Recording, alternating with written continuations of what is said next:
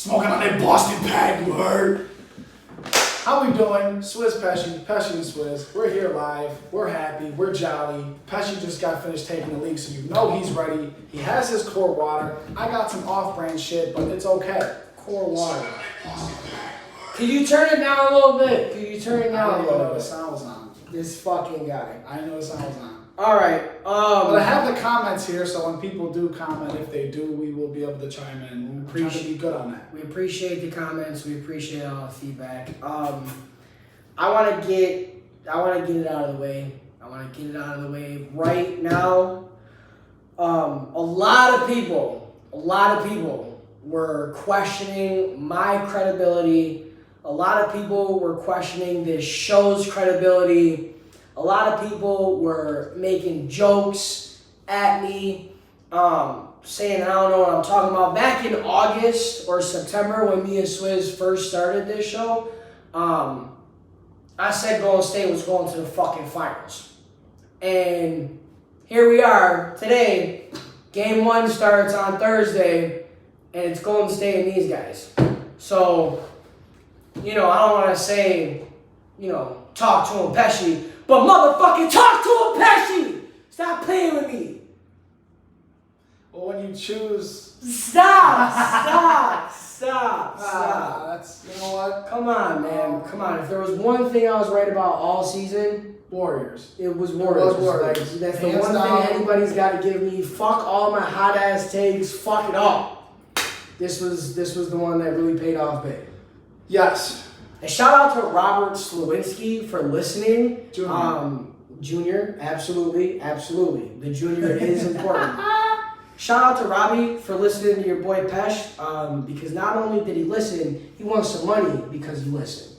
He made a bet about a month and a half ago, and he cashed out a nice little payday on FanDuel because he put Golden State, Boston for the finals. But you didn't say... Did I know? So we went back and we looked at some receipts. And we have to go and see who was more correct in regards to the playoffs and who's going to go how far, who's going to beat who. Joey did say the Warriors coming out of the West. And he did say Boston coming out of the East. This was a month and a half ago? This was before the playing games. But actually, technically, it was before the final seedings were even made because some of our matchups in that video we watched didn't end up being correct. Yeah, so there must have been 2-3 games left in the regular season when he made these predictions. Now, oh boy, and this was with a healthy Chris Middleton too. No, this was with a healthy Chris Middleton. I will say, the video did get that I said Boston. The only reason I chose Miami over Boston was because that was right at the time when Robert Williams had the injury. That is a fact. Swizz does have a cop-out for his Eastern Conference pick. That is a fact. When we watched the video back, he did originally say Miami. However, he talks about if Robert Williams was healthy, that series would be way different. And I don't know, did you say that you would pick Boston if he was healthy? I said the only reason that I got Miami is because of the Robert Williams injury. Okay, all right. So I stand by my Miami pick. They made it to Game 7, and it was competitive. And that's fair. That's not, and that wasn't a bad pick because they were number 1 seed for the, what was it, the last quarter of the year? Because they weren't really one, they were up there for the season, but they weren't really one until that last quarter of the season. But then and then the Western Conference, again, your boy, Golden State. You had Golden State and Phoenix in the Western Conference Finals, and you picked Phoenix. Yes. Phoenix definitely laid an egg and disappointed me, but I still think overall my picks were solid because I had Dallas making it out of the first round. Oh, yeah, I had Dallas. Granted, when we made that video, we had Dallas-Denver as the matchup, and it ended up being Dallas-Utah, which I think you would have chose Dallas. Oh, yeah, if it was Dallas-Utah, I definitely, because I knew Utah was. Yeah, so I will give you that because I know you and I know how you feel about Utah. Yeah. All right, that being said, let's move on. And I thought Jamal Murray was coming back. Yeah, in the video, he was like, Jamal Murray is going to be There was a lot of, I remember at but that I said in the video, He wasn't going to come back. No, That's you why did. he chose No, back. but I remember at that time, like, that's when I was at the gym watching ESPN for an hour and a half every day, and, like, there was a lot of talks about he might be, his recovery looks good, this, and, you know, practicing, you know, on limitations here, so, you know, but that is what it is. Lou brings up a good point. Lou Stacks. Shout out the gang, Fan of the Slick show. Willies. Well, if anyone's free tonight looking for plans, Slick Willies. No, we will not be there. We will not be there. I'm just telling, you know, the general public that it's a good place. I will not be at Slick Willie's tonight. So like I said, Slick Willies, look into it. But yeah, free CP3. I think that's a good thing, a good topic for the show, Joe. Free I wanna ask CP3. I want to ask you. Wow. Because we touched on it a little bit with Tyler, which Joey never posted the episode. He will be doing that tonight. He claims. I dropped the ball. He claims. I fumbled it. I'm sorry. So, CP3, playoff history, do you think that it is comparable to James Harden's in terms of lackluster clutch performances in crucial games? Speak to me, Pesci. I mean, it is similar, but Chris Paul's done it for a longer amount of time. So I do understand where you guys are coming from when you say that, you know, Chris Paul deserves more of a James Harden-esque slander. However, I think when... It's hard for me because when Chris Paul's at his best, I honestly think he's one of the best point guards of all time. It's just he does not show up in big games. So it's hard for me. I don't know because on the flip side of that, like, I feel like he's also not shown up in games where he wasn't really supposed to be the best player on the floor. Where every time James Harden steps out, until this season, and, you know, obviously last season because he was playing with KD, he's been the best player on every team that he was. You know, he was at, well, you know, the Oklahoma days, that's different because that was before he really got into his own bag. But all throughout Houston, he was the guy, and he came up short. So I don't know. It's tough for me because, like I said, Chris Paul's not looked at as that superstar caliber that James Harden is. But then he also has probably, if not tied, more like Game 7 chokes or, you know, closeout game poor performances. So it's tough for me. Well, this is what I'll say regarding CP3. When you look at Chris Paul, to me, I think that him and James Harden bring different things to the game. Right. And they have different responsibilities in those games. What I mean by that is James Harden, like you said, other than the last year or two, has always been the number one scoring option, minus when he was a rookie and he played with KD and Russ. Yeah. Chris Paul brings, he's a floor general. He's running the offense, initiating the offense, trying to get as many assists as possible, usually leading the game, not just his team, the game in assists. Right. He's a great passer, we know that. He has a really good, and I feel like it's underrated, his mid-range game is phenomenal. Oh, money. He is one of those guys, I feel like when he can get to his spots, which he 9 times out of 10 can. Because he's so smart. Yeah, he can hit a mid-range jumper at an insanely high clip. 14 for 14. They were like all middies. When he had that game this year. So, but in regards to the playoff clunkers, I think... Clunkers. Well, honestly, and I think you hit it on the head. I think some of it was Chris Paul, but some of it was the other guys on the team that are those James Harden number one scoring option guys that have not stepped up. This year, it was Devin Booker. Facts. Granted, he was hurt. He was battling through some injuries, but at this time of year, a lot of guys are. I think that... Look at Miami. I think it's time to start realizing that injuries are part of the game, and I've been a victim of this. Not a victim, but guilty of it. Yeah. I've been guilty of this myself in regards to, like, I've blamed injuries on a lot of different things happening. But at the end of the day, every team has injuries. The Heat have injuries. The Celtics. Robert Williams, their best defender. Yeah. Robert Williams is playing hurt. You can tell by him playing on the floor. He's Right. playing hurt. You know, he's hobbled. We missed And we him. can just go down the line. Golden State, before the playoffs, Curry missed a lot of games. Clay's coming off of 2 very serious injuries. And then Draymond missed time too. And they don't have James Wiseman. So that's James Wiseman, but then Otto Porter, Gary Payton, and Iguodala. and Iguodala. Now, Hurt. Iguodala doesn't play big minutes, But those are yeah. still role players that they've had to adjust. Right. Anytime you have to adjust in the playoffs, it's difficult not only from the chemistry standpoint on the floor, but the coaches have to make these adjustments and these tough decisions. Right. Sometimes you plug in the right pieces, sometimes you don't. So It's trial and error. I think James Harden, to me, is more guilty of it because he's always been a fourth quarter, give me the ball, that's his job. Mm-hmm. Where Chris Paul, to me, I'll say at least half the time of his career, that wasn't his job. Right. Like with the Clippers. I don't think that was his job. No, but the Clippers would. Now, this is me being a Clippers fan, just me gonna rant for a second. Because Chris Paul wasn't that guy, Blake was also not that guy. We needed a scorer, and that's what we lacked. But I think that there was such a team ball. Oh, no, Chris that's- Paul it was the should guy have that had worked. the ball in his It- hands at the it end of the game. should have worked, But I yeah. don't think he necessarily had to take the final shot. No. He had to make the game-winning pass. Absolutely. JJ Whether Redick, give it to JJ Redick, Jamal Jamal Crawford. These are the guys Yes. I'm saying that could Yes. hit those shots at the end. Yeah, but that Or don't even win. just setting up a pick and roll with Blake or As a DeAndre. Clippers fan, though, that's what I'm saying. I wish we would have had, instead of maybe Redick and DeAndre, you get like a better scorer, give Chris Paul a little break scoring wise, and then have him and Blake still run that pick and roll. But I digress. And again, and we talk about comparing them, but they played in Houston together. And in Houston, Chris Paul wasn't the Was number the one. It second James option. Harden. Yeah, So and that's why. then even going into his Oklahoma City Thunder days. Now, granted, he still ran that team, but he was given Shy the ball every fourth quarter, every game. And then now that he's in Phoenix, again, he's dumping the ball at Devin Booker. Devin Booker's the scorer.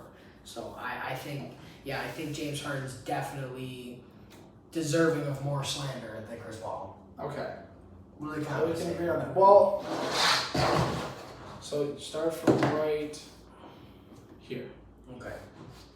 Playoff run is comparable, but skill and what he brings to a team. Also, I want to shout out Ali Burgos, one of my first ever girlfriends. This is how old this hat is. She bought me this hat. Wow! What a fucking name drop! Jesus Christ! So shout out Ali for the Boston. Wow! It's still in good condition. I had to bring it out because the Celtics have made it to the championship for the first time since Rondo, Paul Pierce, and KG.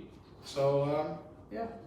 Okay, so this is my boy Will, this Rising Sun, and then Lou too.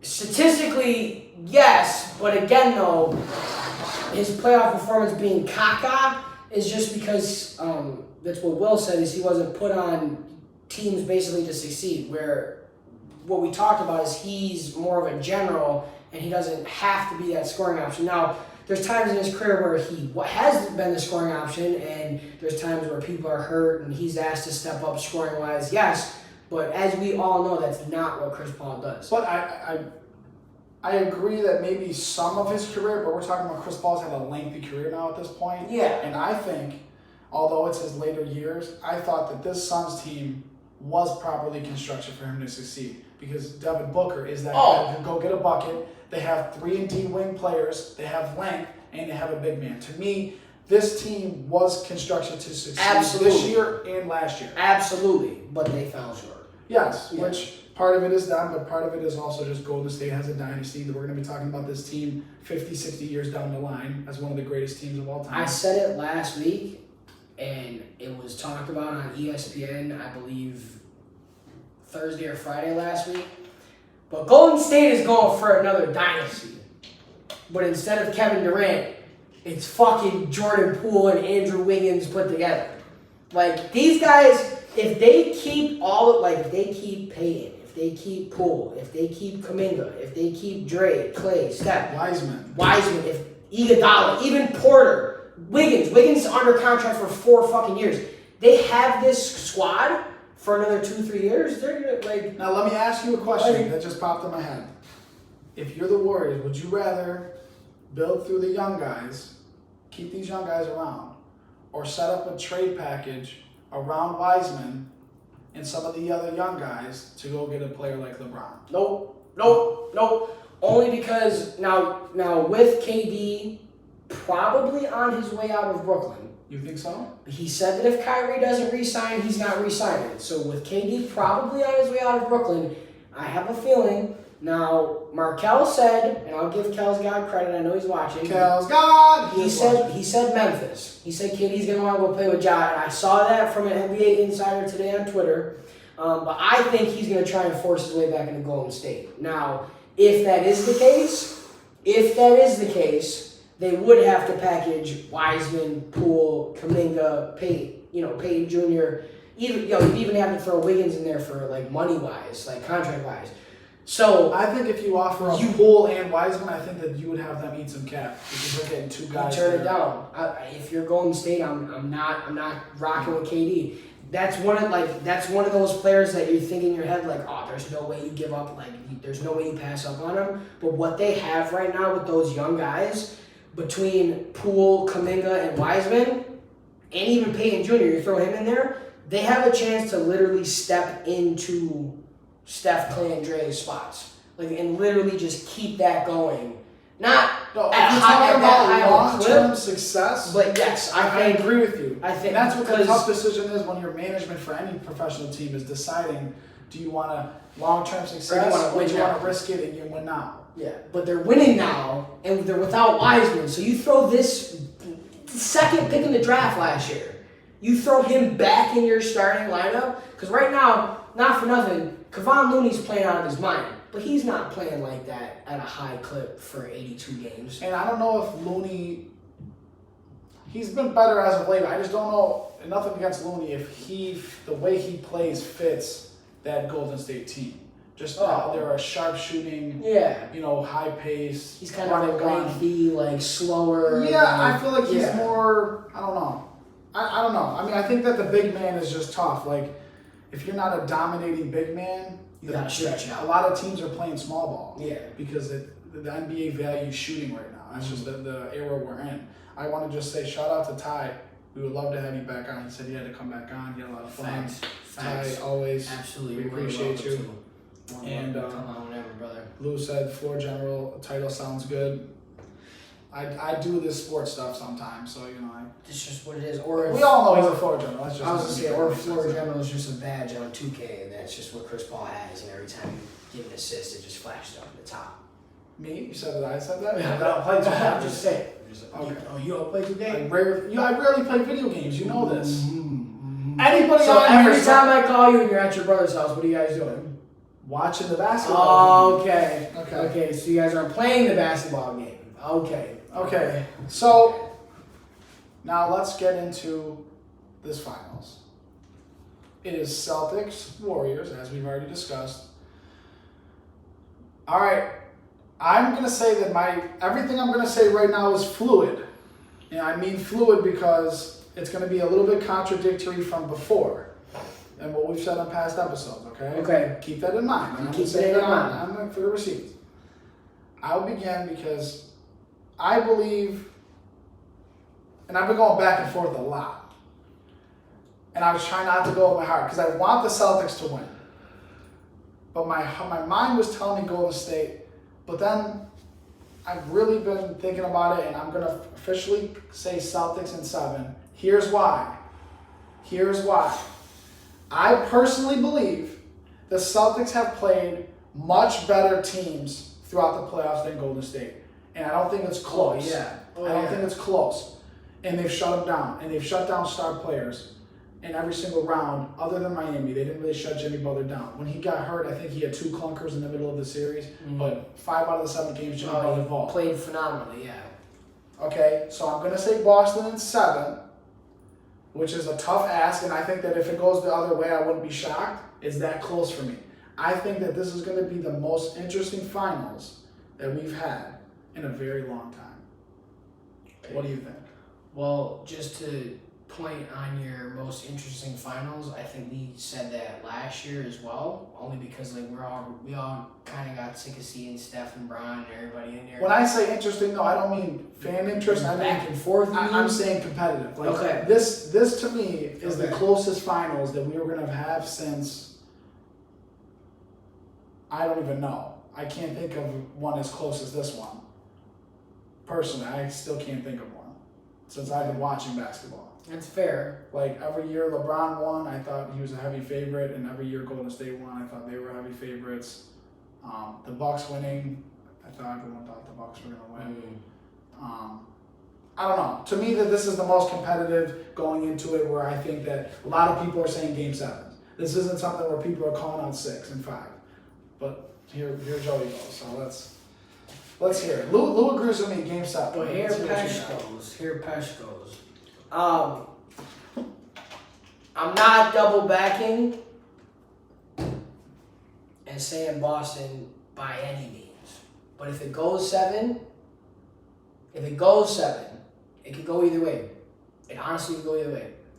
I have Golden State winning in 6. But if somehow Boston can make it go 7, dude, that's a flip of a coin for me. I have no idea. Because right now, there's nobody playing better basketball in Game 7s than Jason Tatum. So you put him in I Game didn't 7. think he played that well, though, the other night. What? Against Miami? Yeah, he was pretty quiet in the fourth I quarter. mean, we're not... Okay, but we're talking about, like, what he brings, like, overall. Like, yeah, maybe the box score, but Jimmy Butler was very contained in the fourth quarter. Like, he had 47, but, like, what do you have going into the fourth? Like, 30? To me, like Jimmy Butler was the best player in the series, and they lost. Well, yeah, but Better that's... than Jason Tatum and Jaylen Brown and all those guys. Yeah, but that's because everybody else on Miami underperformed. People perform. That's, Kyle Lowry hits 15, Tyler Hero doesn't get hurt, Bam doesn't get locked up by Robert Williams. That series is way different. But I'm saying like he did it all. Like he should have been the best player of that series. He did it all. Whoa! Where is it, 5 or 6? Okay. I'm saying 6. I said if it goes 7, it's a flip of a coin. But I'm like, to put it on record, I told my people at work today, Golden State in 6. Dallas. Golden State in 6. Dallas. There's no chance. Are we hooping tonight? Dallas. That's what I want to know. Dallas, there's no chance. And you know basketball, so this disappoints me that I have to see this from you. This really disappoints me. Dallas, there's no way that Boston loses in 5 games. They're too good defensively. They have too much length. They shut down KD. Give them 6. They found a way to stop Giannis. I don't understand how you could say 5. 6? He said 5 or 6. He said 5 or 6. 6. If Steph Curry has the series of his life, because honestly, these playoffs he's been good, but he hasn't been like spectacular. Yeah. If he has he said yes sir, be on time. I got you. So if I'm not hammered, I got you.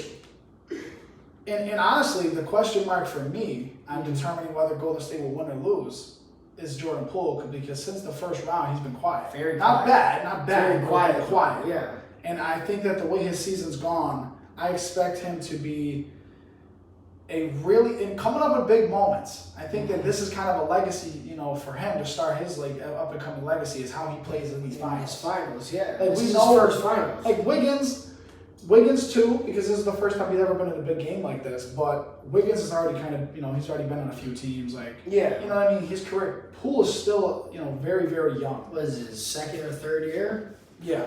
So Poole's my key factor from Golden State, and for Boston, my key factor is Jason Tatum.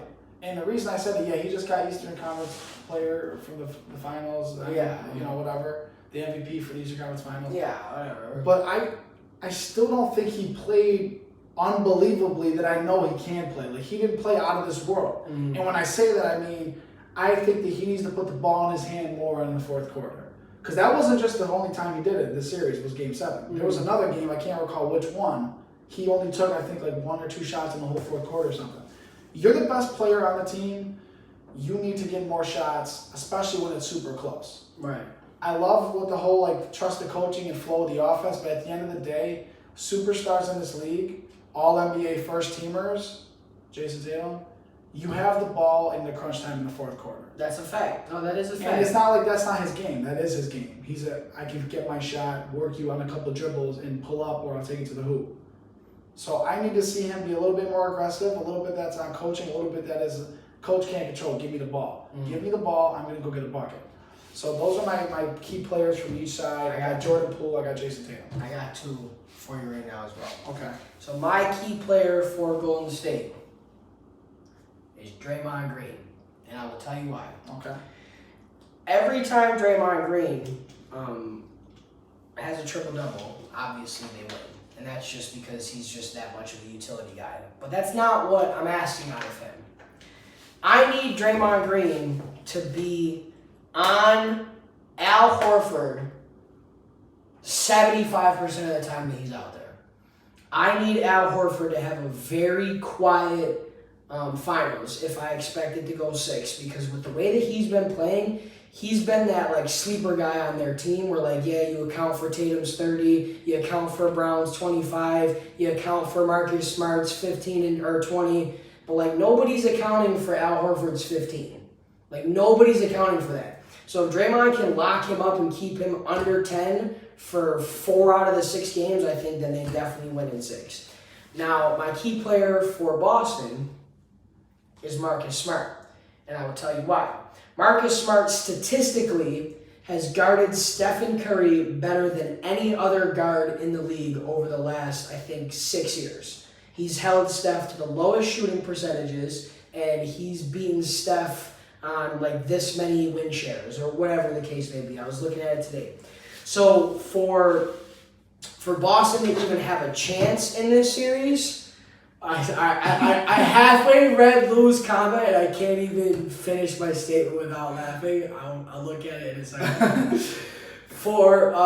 if Boston wants any chance in this series, they have to keep Steph quiet, because I think if there's ever a finals that Steph's going to go off, it's this one. He's been very quiet in all of his other finals. He doesn't have a finals MVP right now. Obviously, he is the best player on that team, where before when they had KD, it was in question. So now that he is the best player, now that he got back to the finals, they're all healthy, they got the dynasty, they got the coach, Steph might average 30 in the finals, and Marcus Smart has to strap that up, and I think that's the key for Boston.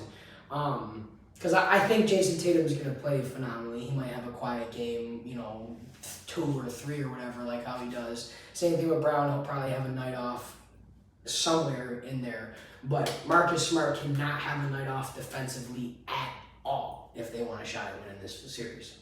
I think the role players are going to be bigger for Boston than they are for Golden State. Let me see what this fucking guy says. You're foul. No, he's not. 3 out of 7 games? That's terrible. He's not fouling out. If he fouls out 3 out of 7, that means in 2 of those 7 that he did foul out, he fouled out with like 30 seconds left in the game. I'm not going for it. Because Lou calling that, that's going to be the one thing that actually fucking happens, is he fouls out 3 times on dumb shit. Like, yeah, he gets ejected for hitting somebody, throws a leg, kicks somebody in the nuts, and then fucking cusses all around. He's on his 16th flagrant or whatever, and then he gets kicked out of the fucking game. What do you say? Negative. Negative.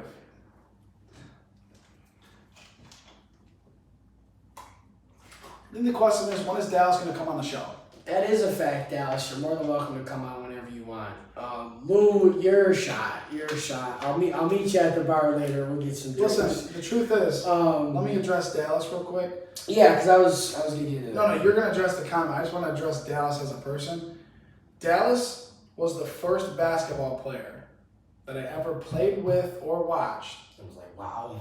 And I said, this kid is for real. Yeah, no, for real, dead because the first time I ever played basketball was for the Y, in their Y League. And Dallas was on there, Lucia, I'm pretty sure Dante was on our team too, I'm assuming.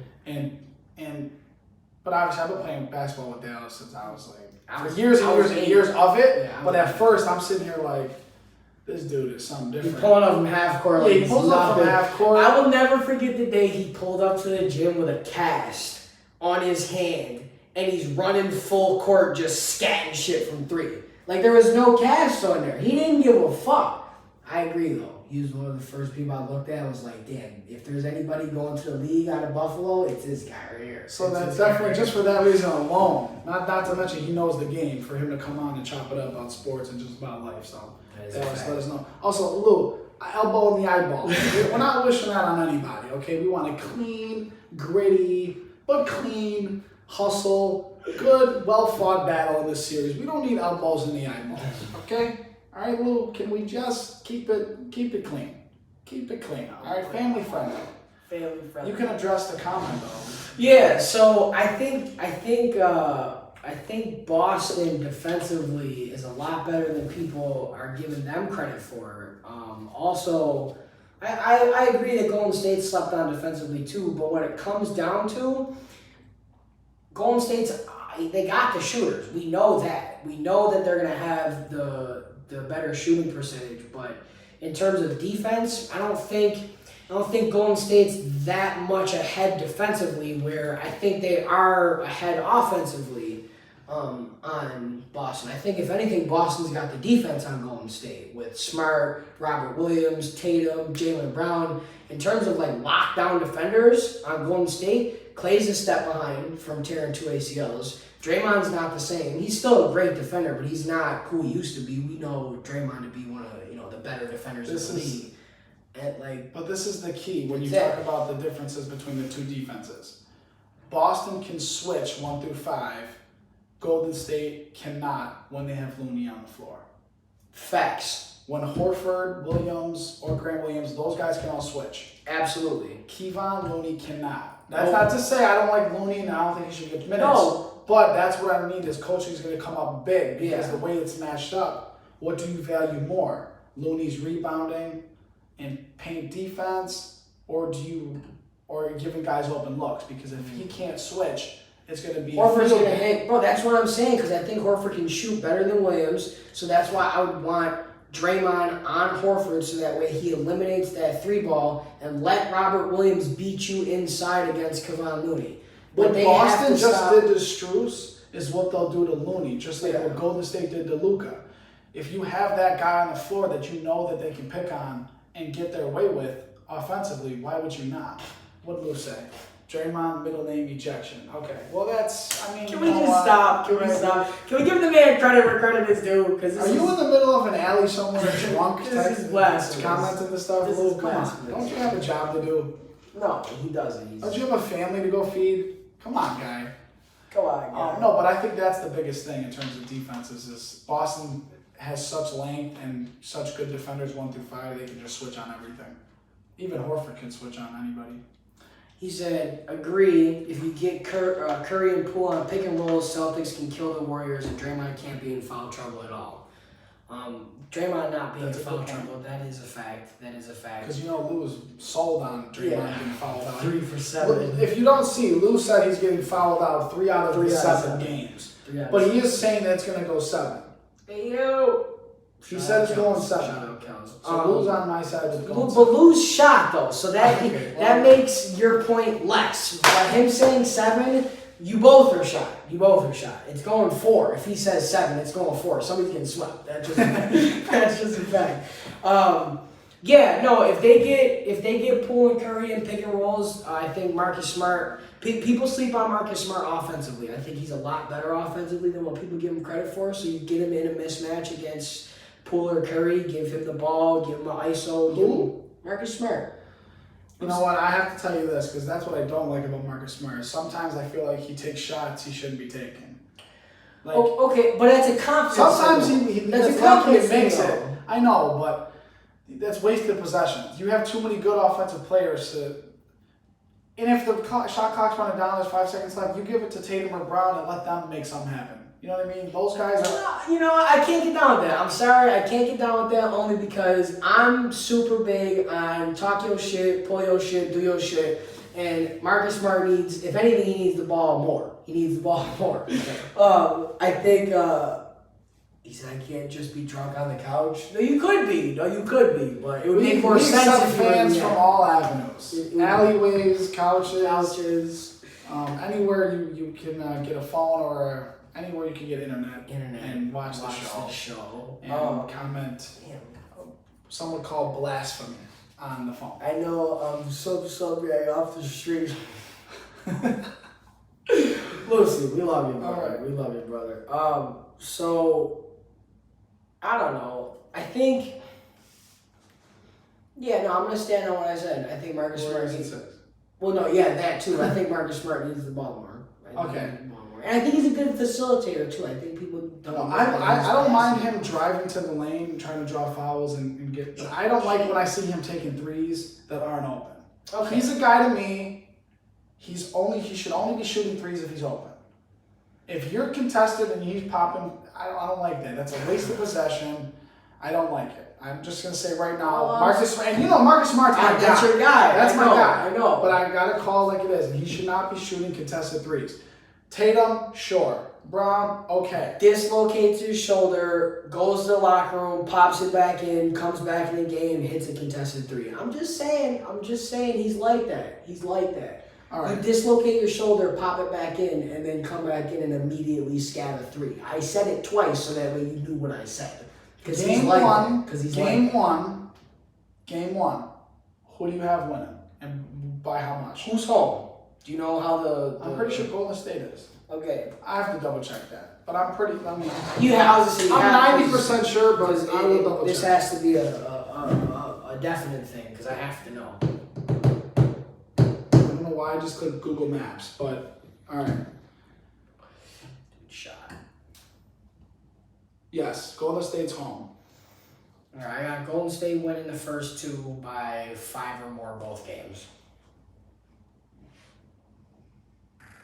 5 or more the first two. You think they're going down 2-0 with how good Boston's been on the road? I disagree. Yeah.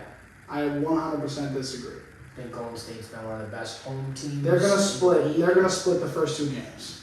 They're gonna split the first two games, Okay. and I stand on that. You have it going 7, I have it going 6. So let's see how we Yeah. go. Okay, No, so you got it splitting. Who do you got? How do you have it split? You got Golden State winning game 1, or you got Golden State winning game 2?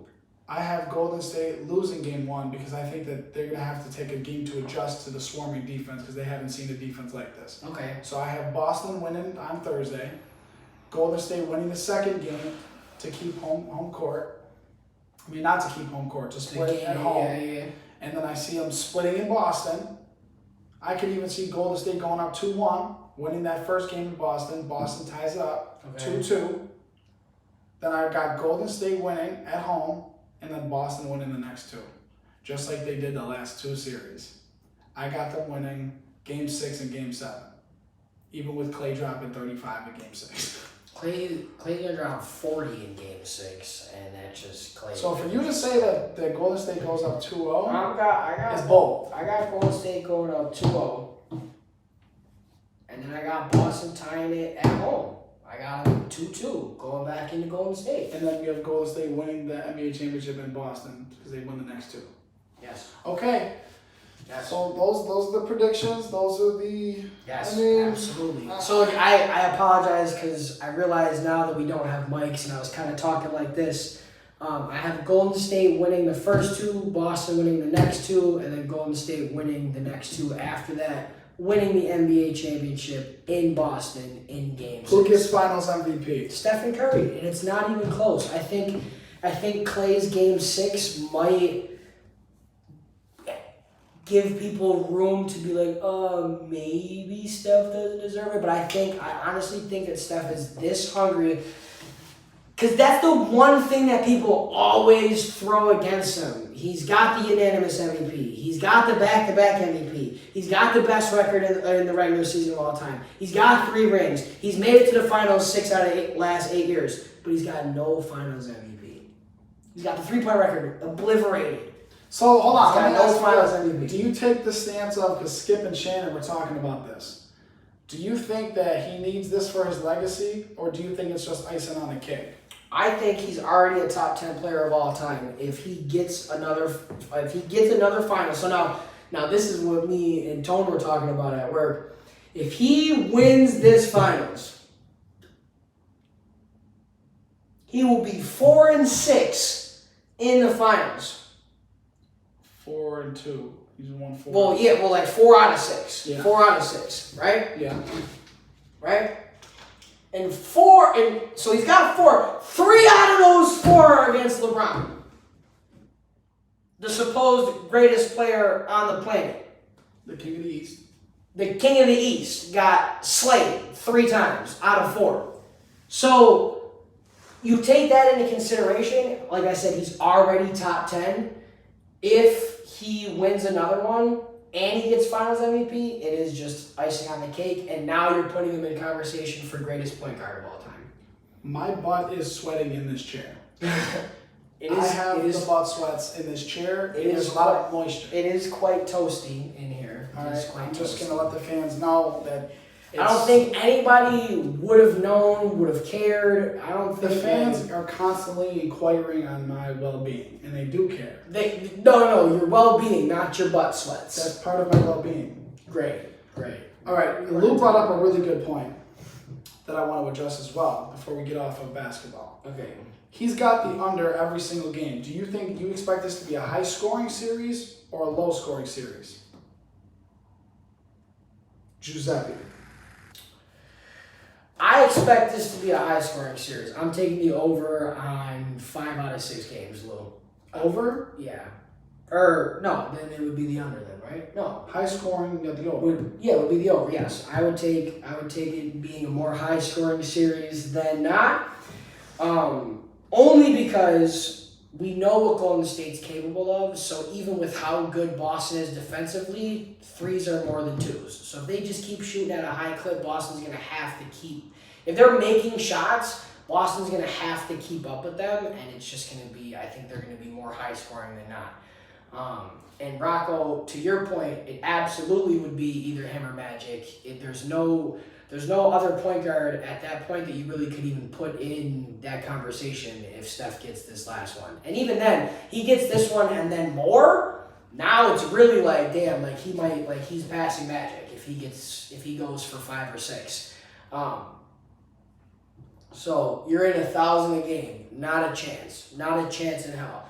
Not a chance in hell.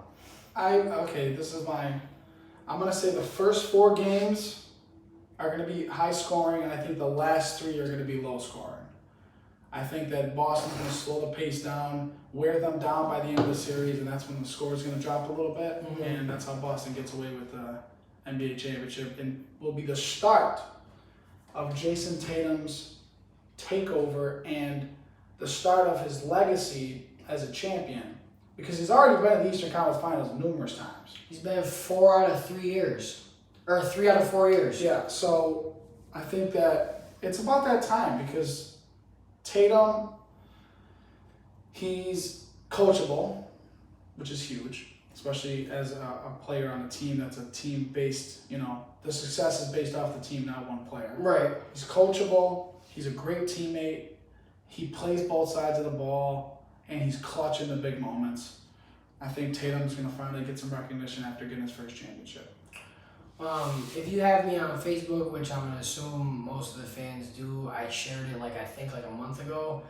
Jason Tatum's MVP season is loading in. He will win MVP next year. If you want to be like my good friend Robert Slewinski Jr., go put some money on Jason Tatum winning MVP for next season, because that is what we would call here on Swizz and Pesci gospel.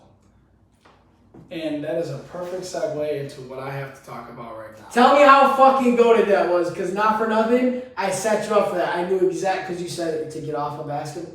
I'm a fucking legend. Thank you. I'm a legend. Sometimes I complain about my co-host here, but sometimes he really shows that he does care about this stuff. I care. But Lou also did agree with me. He said first 4 high, last 3 low. Lou, love you, brother. Lay off the Stellas. Lay off the Stella Artois. Lay off the Mickey Ultras. Lay off the Ronas. Whatever the fuck you're sitting drinking right now, Lucy, get off of it. Get off. I'll be over to play MLB later. That being said, but what about the cello? I don't want the cello. You know, he knows I don't want the cello because it's not fun, and my point spread is usually +6. How many times have I done the walk of shame? Oh, jeez. Not even just cello, just in general. I probably played cello with Lou 3 times. I'm talking about Madden. The Madden walk of shame. The Madden walk of shame. He'll tell you, I beat him in Madden the other day. Not the other day, but the last time we played Madden, I finally beat him. Yeah. I don't think Lou, comment right now, tell me I'm lying, that I did not beat you in Madden last time we played.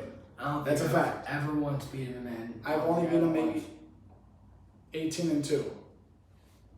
That's how many times I've beaten Lou. Yeah, I think. Yeah, he's beaten me 18, and I think I've beaten him 2. That is correct. I'm like 140-0. Like that's me and Lou's record. That's totally understandable. All right. I didn't mean to jump. No, you're good. You're good. So the other day, because I watch a lot of +12.5 in Chow. Thanks, Lou. a lot of times that I watch sports podcasts, ESPN shows, all of it. I try to watch a lot of it. I try to lean more towards ESPN, I won't lie, because I love Stephen A. I love the personalities on there. First off, JJ, you're doing a great job as well. Oh, shout out JJ Redick. Yeah, he's doing a phenomenal job. He's gonna have a longevity. Yeah. And CJ McCollum, you saw that he's doing the finals. He's doing game 1, right? He's broadcasting. I don't know what he's doing, but I saw that he is going to be doing some sort of. I think it might be like a halftime show or something. Analyzing or commentating or something. Yeah, so I'm excited to see CJ. But yeah, that's a fact too. Back to it. Big Perk, I love. Stephen A, JJ, just everybody they bring on. Fuck Big Perk. Boo! And I was worried about them when they split up with Max, but I think they did a great job. Michael Irvin's done a good job on there. But that being said, I saw something from the Draymond Green show, and I think that it's a little bit thievery. I think there was some thievery. Now, we've been on this show since September, correct? 4 seasons since September. We were just talking about it earlier in the pre-show production meeting, you should call it. Which there's only ever been maybe 2 of those. Very rare. Don't think that happens weekly. This is not an organized podcast, just to let you know. Unscripted, unfiltered, uncensored. Raw! But in the meeting, we were talking about how many hours and hours and hours of content we have now. This is our 4th season that we're getting ready to wrap up here, so there's plenty of content. And from the beginning, I know maybe not everybody's been on board with this, but I know I've been saying it about the gospel. The gospel. The gospel. Now, if I have to get it trademarked and we have to figure out the legalities of it before this really gets serious, we will, because the gospel is from this show. It has originated from this show. And we all know gospel is a term. It's not our term. Yeah, it's not our term. But the way he used when it. you use it in this way, yes, it is our term. And that's what he did, is he was talking about gospel. So I just want to say, Draymond, if you'd like to come over on our show, or maybe invite us onto yours, and discuss gospel, we would gladly, and we would be honored and privileged to do so. So whenever you feel like you have the time and energy after you fight a Game 7 and lose, and you have some free time, contact us at Swizz and Pesci. Okay, well, first off, he's capping because me and Dre, we're going to be smoking big blunts after their Game 6 victory. I was going to say, Dre, fly us out to the Bay, but since you're going to be in Boston when you win the finals... Smoking on that Boston pack. I'll just meet you guys in Boston. I won't go to the game. Just call me up after, link up with me and Swizz, and we got the pop-up podcast shit now, so we can just get it popping right there. Wherever you're at, we'll just show up. And I personally don't have money to get to Boston, so we would have to use some of that cash. No, I got it. I know money's tight. No, I got it. Because you get a lot of fines over the years. I get it. We're not asking him to fly us out. We can't do that. Okay, you'll fly. I'm asking you to fly me out. He's got the money to go out. I'm going to be honest, money's tight. We're going to take a road trip. It's like a 1-day drive, less than. We'll be fine. I've never been to Boston, and I really, really want to go. I've always wanted to go there my whole life. Every year for the Italian trips in school, I would beg. We would do votes. And every year I voted Boston, and every year we didn't go. First it was Chicago, then Philly, then New York City. I never got to go to Boston. I never went on any of the trips. He never went on any trips. Shout out to the Italian club. Take high. Shout out Super Mario. Shout out Super Mario. Okay, so now that that's that, I think we need to talk about your well-being. Because it's been weeks and weeks and weeks of me having to check on you, and you have all these issues, and we need to get you going, and there's something's wrong, buddy. Because enough's enough. Wow. Ladies and gentlemen, on the show, we talk about health, physically, mentally, emotionally, spiritually, financially. And it's a very fluid conversation. Because there's days that our numbers are severely low, there's days that they're high, there's weeks that they're high and there's weeks that they're low. Yeah. I think that I'm grateful to God that I was able to come here today with a different energy. Thank recently, the Lord. Thank the fucking Lord. And I could be here for my brother in his time of need, well-being. Thanks, Lou. Giuseppe, let me lead this conversation here. First off, I'd like to say that you're slimming down quite well, and you look good. Thank you. Not that anybody really cares, but I am the closest to 200 pounds I've been since before I got into high school. And I didn't even tell you this, but You keeping things from me? yeah. I went to buy a pack of white t-shirts the other day, and they didn't have any extra larges. So I went and got a large. Fit pretty good. And it was the first time I've been an extra large shirt size since large, yeah, since before high school. Now it's not a healthy weight loss at all. So don't think that this is good. But I appreciate you noticing. A lot of people have noticed. A lot of people have said that I'm starting to, look a little slimmer, so I appreciate it. I'm trying. So why is it the weight loss is unhealthy? Can you go into that? Because there's a lot of people that deal with... So when you get depressed, when you go through things, eating is like the last thing that I feel like I want to do at least. It's hard. I'm starving. Yeah, don't get me wrong, like on certain days, like when it's been 3 days since I've eaten, I'll have a meal and I'll be hungry and sit down and have a meal. But when you're struggling mentally, like I said, eating's not something that you really even think about because you have so many other things rolling through your head. So over the last couple months, bro, there has definitely been 4-5 day periods of time. Shout out, Lou. Long. If you would have said anything else, I wouldn't even acknowledge it. But no, 4 or 5 days where, if I didn't have diabetes, I wouldn't have eaten anything. But, people that don't know, I do have type 1 diabetes, so I have to at least put something in my body throughout the day to make sure I don't pass out and die. Does it have to be something? It doesn't have to be food. It could be candy, it could be juice, it could be anything with sugar in it. It could be a spoonful of fucking sugar.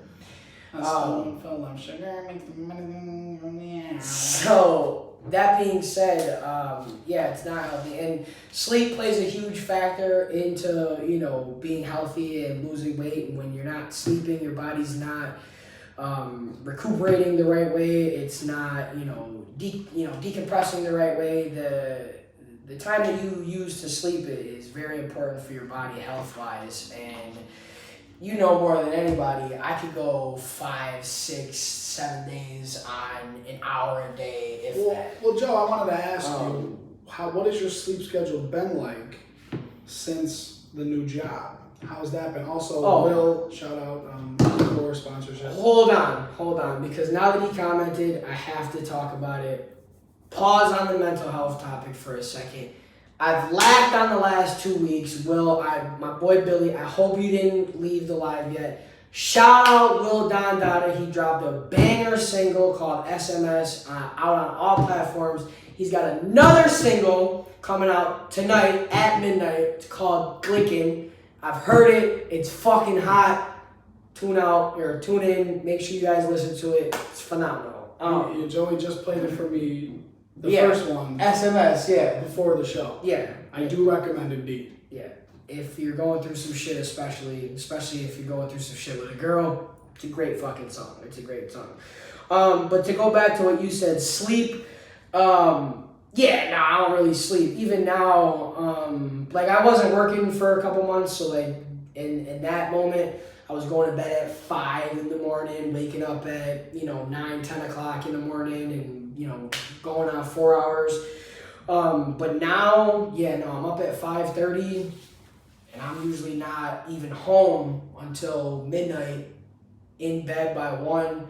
And with everything that's been going on over the last couple weeks, I haven't been going to sleep until about 3, 4 in the morning. And like I said, I'm up at 5:30, so I'm averaging probably 2 hours to 2 to 3 hours a night. So it's not good. It's not good. And that's why I said that, yes, I am slimming down, but it is not healthy. So you think it's more based off of what you're going through mentally rather as opposed to the change in schedule and routine because of the job? Yeah, absolutely. So that's not good, folks. We're here to tell you that's not good. No, it's not. And it's been tough. It's been tough. I'm gonna be honest. Mentally, this is probably one of the worst states I've been in mentally in months. But on the flip of that, I can confidently say that I do see the light at the end of the tunnel. I do understand that better things are coming. I do understand that once I start to value myself more, then, things will change in my life. So it's just, we talk about it all the time here on Swizz and Pesci. It's a day-by-day thing. I'm taking it day by day. The day-by-day is tough, but like I said, I see the light at the end of the tunnel. I know better days are coming, so just trucking through day by day. I think one of the biggest things that's affected this cycle that you're going through right now is the fact that you had your mom repaint the room. Because if you'd have been a Knicks fan through and through, that room is still blue and orange. No, it's not. Dude, you got it colored Clippers colors, dude. It's not blue and orange. Yeah, bro. I'm gonna have to call my mom after. Call your mom. We had a big thing about it. I said it was never Clippers colors. It was never red. If anything, it was all blue. And I had an all blue room upstairs. Would you have the ceiling painted red? No. Dude, I'm telling you. No. We're gonna call my mom. Okay. So we're gonna have that information soon on the next episode, because I can promise you though he's not blue and orange, because we had a big thing about it. Bro, repainting but it's not blue and red. So it's purple and yellow and you're a Lakers fan. What is it then? Because you repainted it. You had your mom repaint it. No, bro, it like I said, if anything, she just painted that wall blue. She just painted that other wall Are you blue. gonna... I gave you the thumbs up. Oh. Yeah. No, yeah, it was never red. We've never painted anything red at my house, ever. I was broke. You know how expensive paint was? Like, that was not something you that used to switch rooms weekly. Because there was 3 rooms available. And my mom, for a long time, was fine with me having the room with the back porch. And then, got a little older, and she thought maybe I might have been sneaking in or out. So I moved in. But then, me and her shared a wall. We couldn't share a wall, so I had to move again. So, don't do that. Don't do that. Don't fucking do that. All I'm saying is, just like KD, you're gonna regret not coming to the Knicks. I'm good. I'm good. Clip set till we die. We're good on that. Knicks in 7. Knicks need to make it to the playoffs before they can do anything in 7. Do we have any more things to discuss other than your well-being? You want to talk about your fucking well-being? Because I got people calling me left and right about you. Left and right. My well-being. If Louis still watching, just comment how long me and you were on the phone for the other day talking about this man's well-being. The fact that me and Louis have talked more in the last 3 months than we have in the last 5 years, I can't thank you enough for that. However, it's because of you. It's because we talk about your well-being more than anything. I think it's very nice of you guys to be so concerned with my well-being. Yeah. But I think that we all know, the fans know, friends, family, women, children. We all know that everything regarding me is going to be just fine. Everything is just fine. It's always going to be just fine. I'm concerned about you right now because I'm here. I've got the energy. I'm 10s out of 10s across the board. What about you, bud? You're 10s for 10s across the board? I'm 10s across the board. Mentally. 10. Spiritually. I'll say a 9 spiritually. Because I got to go back to church. Financially. 10. Physically. 10. Emotionally. 10. Wow. I got 4 10s and a 9. That's the best anybody's ever done on this show. So if you were receiving phone calls, you could block the number, or you could decline and shoot him a text. He's good, and just not even talk about it because they're not talk about. Okay. Swizz Dizzy, Swizz Swazz, Swizz the Wiz, A Swizzle is back. Okay. And he's in full summer form. I'm excited. Now we need to get you back there. I don't even know what that means. Yeah, I got you. Well, I'll hit the group chat after. Baby. No, the request that he gave in the group chat, telling me to go. Oh, wait, no, that's not what the proceed. Oh, okay. Well, no, but then he said the time, right? All right. No, go back. No, because look at Yeah. Joe, proceed with the group chat request when the time is right. Oh, okay. Okay, no, that's fair. I thought he was asking for the time of when we were going. No. So what was the question? I don't know. Joey, how are you doing on a scale 1 to 10 mentally? We're gonna start off with the big question. Like I said, probably worst I've been in months. So 2, 3. We're gonna go 2.5 on the mental scale. We're gonna come back to that. Emotionally. How are you doing emotionally? Apparently I'm too in touch with my emotions. So I think that you're doing a lot better than in previous circumstances. I would fucking agree tremendously. But There you go. See, that's the progress that we look for on this show. Guys, if you got a second, reach out to Joey and congratulate him because, you know, in times like this, when we go through certain things that he's going through right now, there's ways to handle it, and then there's ways to grow from it so that the next time around, you learn from it and grow and handle it better for yourself so that you can heal properly.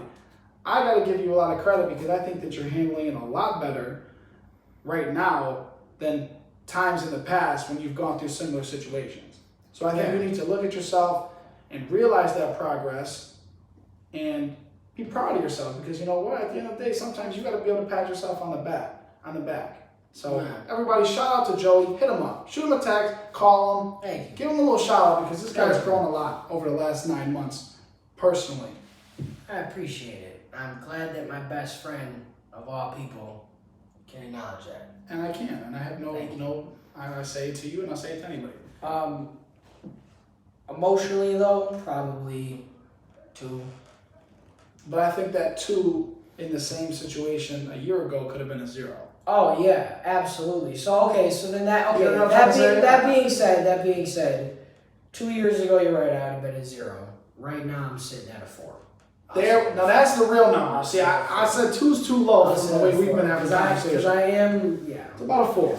That's solid, guys. That's really solid. Like in terms of self growth, that is there. Yeah. Let's talk about financially. You got that first check yet? Always 0 until I hit a milli. I did get my got your first check, but it was only for 2 days though. Still, anytime you get that first bit of something, it makes going to work a little easier. Because those first few weeks when you don't get the check, you're like, fuck this shit. You know what I'm saying? So that's good. I did get my first check. But yes, financially, 0 out of 10 until I hit that.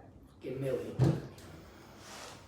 I think you set your goal too low. I think Millie's kind of low. Well, no, it's 0 out of 10 till you hit the mill. It's going to be 10 out of 10 the day I hit the mill, and then the day after, it's 0 out of 10 till we get 100 mil. And that's just what that Okay, because the way inflation goes, a mill by then, who knows? No, it'll be $1,000 by the time we, So, spiritually, I know that this has been a little bit of a point of emphasis for you over the months we've been on the show. Yeah, so I think, we talked about what your spiritual meaning is, and it doesn't have to be God. It doesn't have to be religion at all.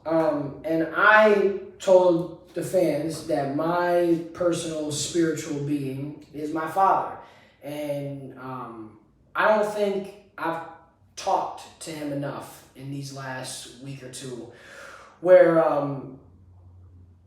obviously he can't respond, but just being able to just feel his presence, just feel him being there, just Because his understand energy that. cannot be created nor destroyed. Yeah. So even if he doesn't respond out loud, His presence. you might that answer might be felt with his presence. Exactly. So I am lacking in that department. So I'm gonna give it a 5 out of 10 because I feel like I definitely can do a lot better there. And let's work on it though. Yeah. No. When we have these conversations, I feel like enough. We might accept an answer, but let's take the answer and let's try to improve on it. Yeah. Because this is the time for self-reflection.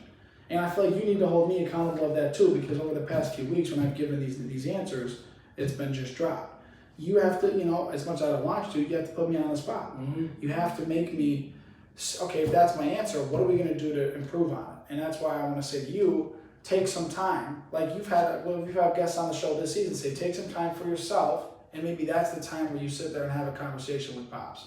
Yeah. You sit there and say, you know what, I need to talk to him. Like, dude, I need to get some things off my chest. We need to have this conversation. I haven't had that opportunity because I'm just so in my own head that I can't find enough peace of mind mentally to get away for fucking 5 minutes. You know what I mean? But I think that would be a good way to direct where your brain, because I know exactly what you're talking about. It's hard to get away from your own head. But if you're directing yourself in one way and like focusing on a conversation, that helps kind of clear some stuff because you kind of have to put your focus somewhere else.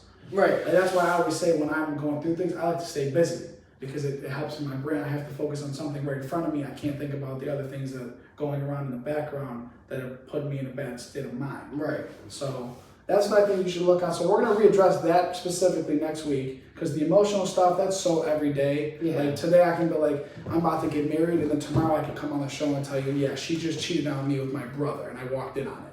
You know what I'm saying? Emotional stuff gory. Could literally be anything. Fucking gory. It's so hit or miss. So let's address the spiritual next week. The last one, physically. I haven't seen you at the gym. You've been really, really busy between what you have to do during the day and then your job. So you've been super busy. Do you plan on getting back in on it? How's the ankle? People want to know what's going on because Dallas said that he needs the 3-pointer at the late night gym session. The ankle, since starting my new job, has been a little shaky. I'm not gonna lie. Have you been wearing the brace to work? Yes, I have been wearing the brace, but like just bending, bending down, getting up and down all day has been kind of fucking with it. But I want to take a second to shout out our friend Tony G, who's taking a step in life as of today. And he said that as of today, he's going to really start to get back into the gym.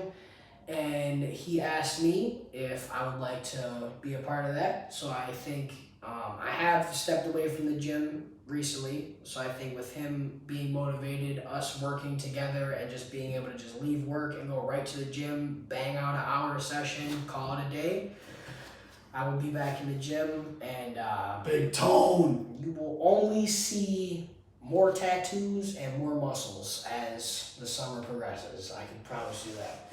Can you tell the fans about my suggestion for one of your tattoos on the themed arm over here? Okay, so if you guys don't have me on Facebook, if you guys live under a fucking rock, I am turning this arm into like a kind of like mafia type sleeve. And I think what Swizz is talking about, because I'll be damned if I put a fucking goldfish on my body anywhere. I want to get Joe Pesci's portrait up here on my shoulder. And the famous scene in Goodfellas that I feel portrays who Joe Pesci is mostly as an actor and as a person is the scene where him and Henry are in the bar and they're laughing and Joe's telling the story and Henry's like, you're just a funny guy.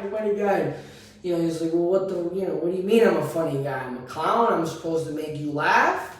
No. He's a big boy. He can answer the question. What the fuck is so fucking funny about me? So R.I.P. to a legend, Ray Liotta. But I am going to also throw him up there on the shoulder as well. Get that iconic scene from that movie. But yeah, that is, I think, between that... I abuse you? Yeah. I abuse you? I abuse you? Yeah. I think... R.I.P. Ray Liotta. Way too young. Yeah, that is a fact. And he was on set shooting a movie too, so like he was about to have something coming out too. But no, I think that scene portrays Joe Pesci perfectly, like fucking perfectly. I think it would go good with the rest of the. Yeah. Oh, I got a whole bunch of ideas. Like there's so much shit coming. Like I'm a little upset that I took this surface area, but if there was anybody who loved mafia movies, it was my uncle. So this is perfect. You know what I mean? And so, but like all this like skin here is gonna put like fucking Tommy guns and shit in there, so there's no empty skin. It's just gonna be a full fucking sleeve.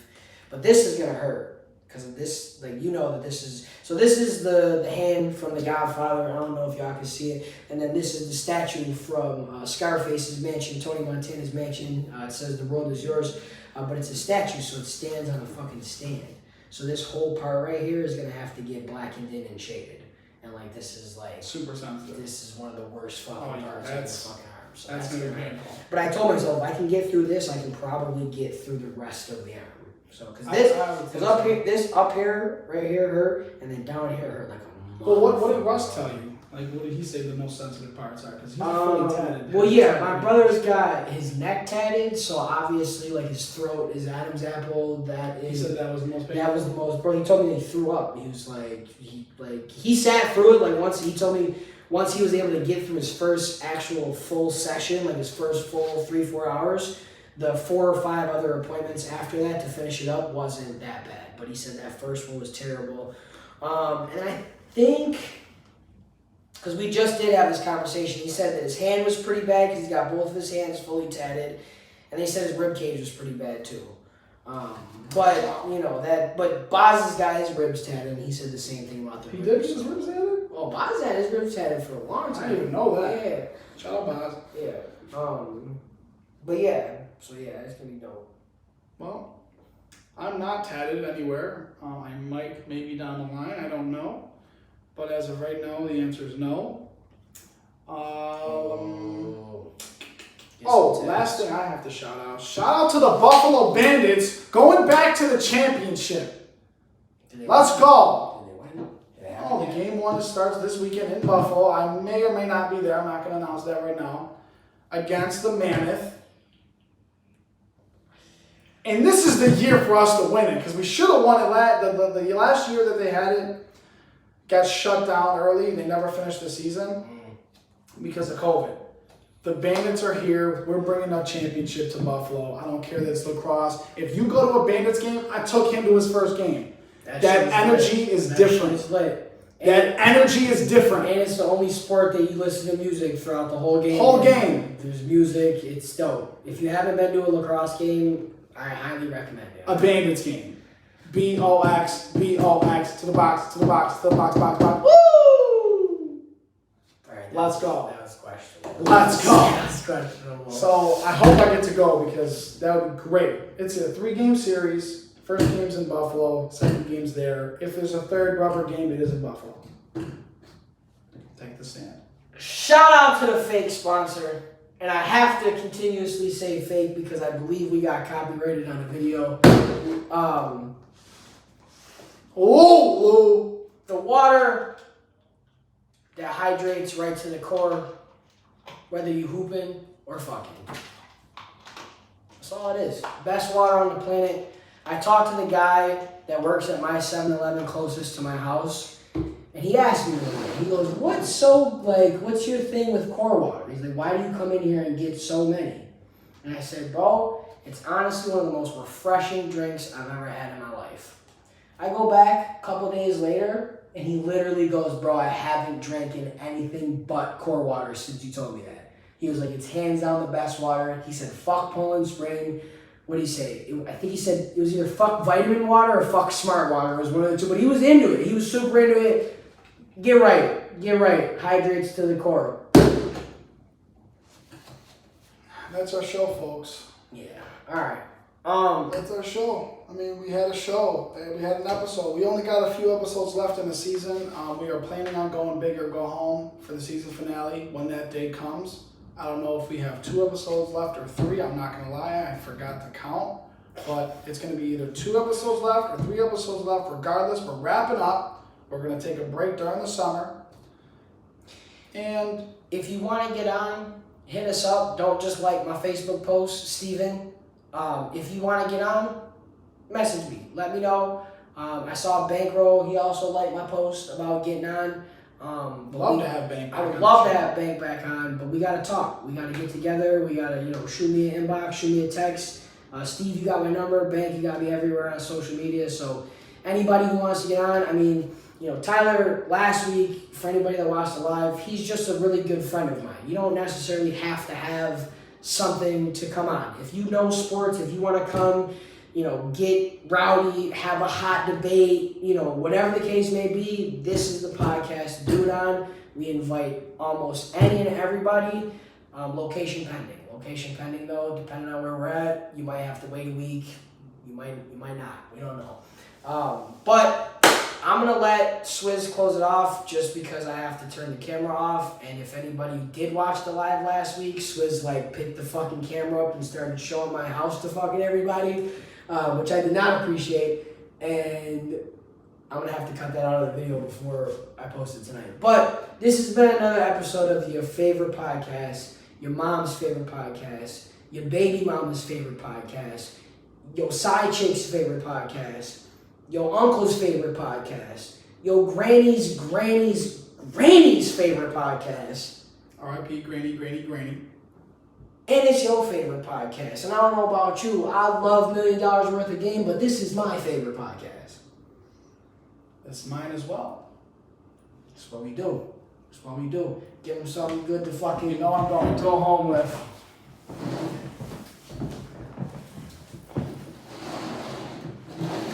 Oh no, I'm scared, guys.